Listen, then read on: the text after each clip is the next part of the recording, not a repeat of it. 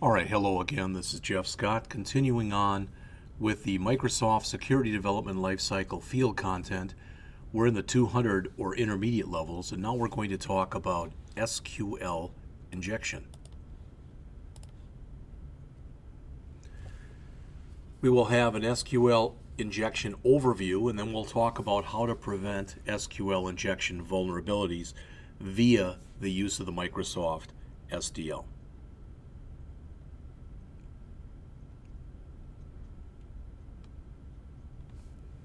All right, so as a bit of an overview, SQL injection vulnerabilities are one of the most common encountered app security vulnerabilities today.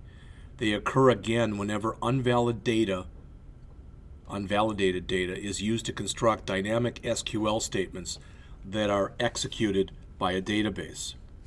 This type of vulnerability can be, devastating because it can give malicious users the ability to control the execution flow of the affected SQL statements. A malicious user can execute any kind of unauthorized command using database privileges that you've granted to the application. Like a lot of other application security implementation issues, SQL injection vulnerabilities stem from the lack of or improper input validation. So, starting to look at an example. Here's a simple SQL statement that reads a tracking ID and selects all relevant data to that ID from the shipment orders database table. This scenario is typical in apps where the user has purchased an item and needs to be able to track its delivery en route to its final destination. So let's look at a couple different scenarios where the resulting SQL statement gets executed and show how it can lead to exploitable conditions. In this scenario, this first one right here, input ID is set to 1000. The database simply executes select star from shipment orders where ID equals 1000. It retrieves the data for the order corresponding to ID 1000 if it exists. This is what you'd expect, and it's the correct behavior.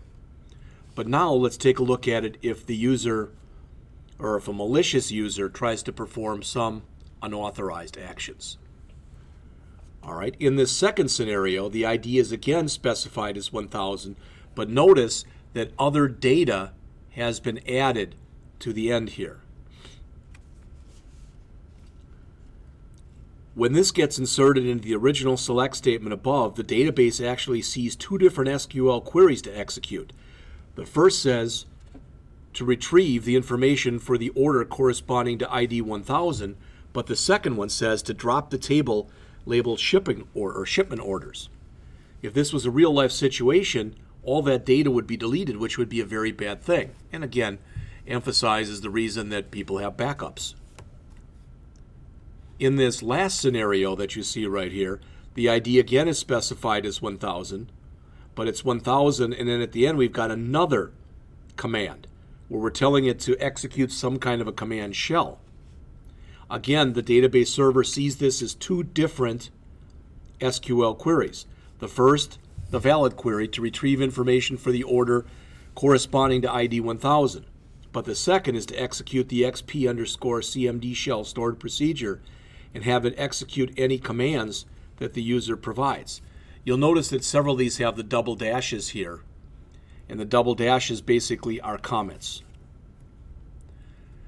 Now, just like we saw in the previous example with cross-site scripting, there have been many examples in the news of SQL injection attacks.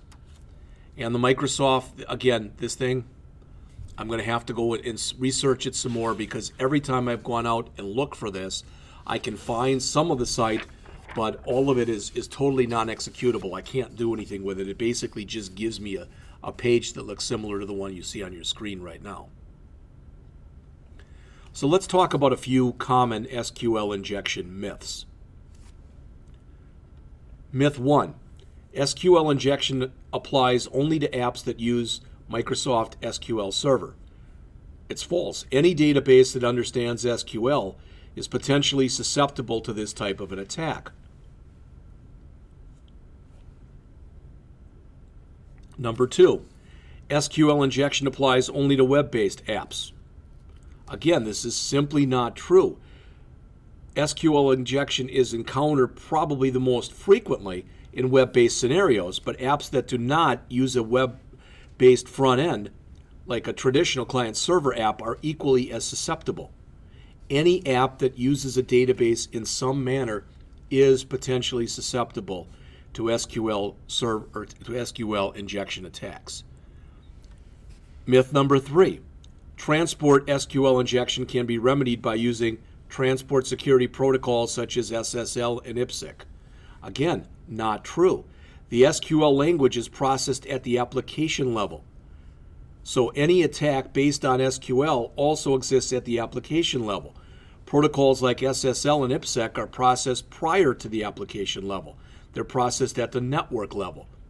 So therefore, the use of these protocols does not affect a malicious user's ability to successfully execute an SQL injection attack. Finally, SQL injection can be remedied by using, we talked about that one already. All right, SQL injection only applies to non-authenticated users. Again, not true. All right, any application that uses a database is susceptible, a database that uses SQL. So how do you stop it? Remember, SQL injection is an application vulnerability that manifests. It's due to developers not properly validating data that's used to build dynamic SQL statements. By you coming in and properly validating your input, you can greatly reduce the threat of SQL injection attacks. You can also use things like SQL Parameterize Queries. The Microsoft Security Development Lifecycle has a requirement that states any application that accesses a database must do so using parameterized queries. What a parameterized query is it's a placeholder, also known as a parameterized command, to specify input data. Using parameterized queries allows the database executing the query to distinguish between executable and non-executable SQL data. Really what's happening is with parameterized commands, you're indicating to the database that this section of the SQL statement is data only and must not be executed. So it should only contain valid SQL commands. Another requirement of the Microsoft Security Development Lifecycle concerning SQL injection is that any app accessing a database should do so only using stored procedures. And stored procedures must not use the exact SQL for parameters. Any attempt to violate this results in an application exception.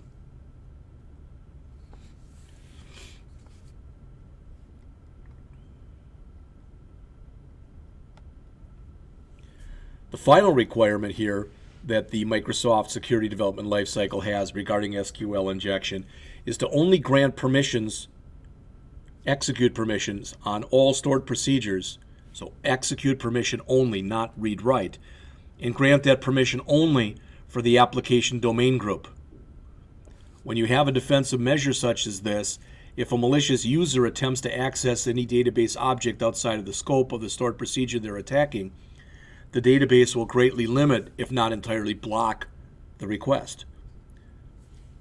So this defensive measure concedes that the malicious user will potentially be able to exploit some SQL statement, but we're again trying to mitigate the damage and isolate the damage in what the user can do, isolate and contain it. How about an example of a parameterized query to prevent SQL injection attacks? All right.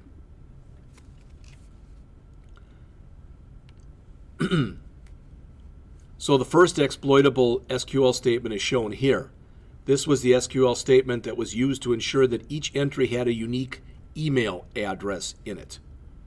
In this code snippet, the email address is concatenated with the select statement, which is later passed to the SQL command for eventual execution. All right.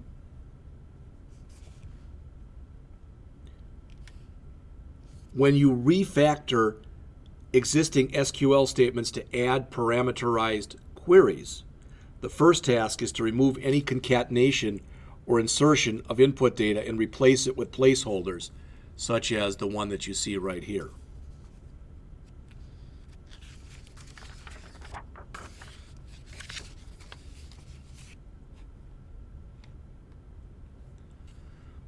All right. Next, an SQL parameter object is created and set to look for the placeholder called @pemail. The parameter is then assigned the value from the email text box. When the database executes the SQL statement, it looks for that placeholder and substitutes the data only contained in that object. The last step here is to add that parameter to the SQL command as shown. With 3 simple code changes, this section of the app is now fairly resistant to SQL injection attacks. In addition to safer coding practices to prevent SQL injection, you should always, we talked about this before, always be regularly reviewing your code for this type of vulnerability. Any section of code that accesses a database with a dynamically built SQL statement is suspect. Microsoft has several code scanning tools that will help in this, such as Microsoft FXCOP, which is a binary analysis tool that examines compiled .NET Framework assemblies for common coding weaknesses. It provides checks for simple SQL injection vulnerabilities.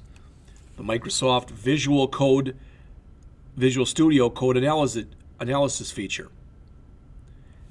Microsoft has integrated the abilities of FXCOP into certain versions of Microsoft Visual Studio.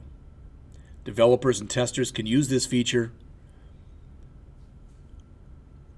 basically to help identify certain SQL injection vulnerabilities and other coding weaknesses. Finally, Microsoft Source Code Analyzer for SQL injection. Microsoft has released a tool to help developers identify certain SQL injection weaknesses in their ASP code. So, as we come to the end of another lesson here, we've been talking about the place of SQL injection and how we're trying to mitigate that through the Microsoft Security Development Lifecycle. We presented an overview of SQL injection vulnerabilities and a couple simple demos illustrating the potential damage that may be inflicted upon the successful execution of SQL injection attacks and a little bit on how to mitigate those.